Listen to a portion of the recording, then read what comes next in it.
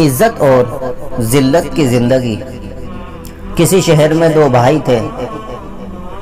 एक भाई बादशाह का मुलाजिम था, अच्छी तनख्वाह पाता, उम्दा खाने खाता, कीमती लिबास पहनता, अपनी जिंदगी ऐशो इशरत में बसर करता था।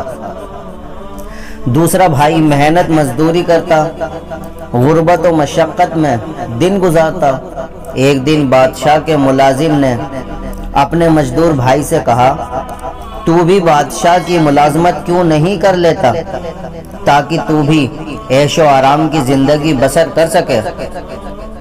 उसके भाई ने जवाब दिया, तू मुलाजमत तर्क करके मेहनत मजदूरी क्यों नहीं करता ताकि बादशाह की हर वक्त की खिदमत और गुलामी की जिल्लत से आज़ाद होकर बेफिक्री की जिंदगी बसर कर सके। अक्लमंदों ने कहा है, नाने जमी खाकर इत्मीनान के साथ बैठना जदी कमरबंद बांधकर बादशाह की खिदमत में खड़े रहने से बेहतर है। इस्लामी मालूमात के लिए सब्सक्राइब कीजिए, हमारी लेटेस्ट वीडियो के लिए बेल आइकन प्रेस कीजिए।